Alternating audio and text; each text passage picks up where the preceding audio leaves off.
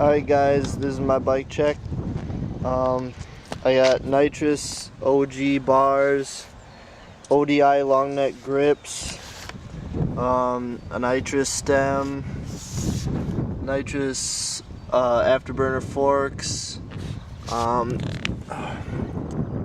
Alienation Delinquent rims front and rear, I guess just a Haro MS4 tire, I think.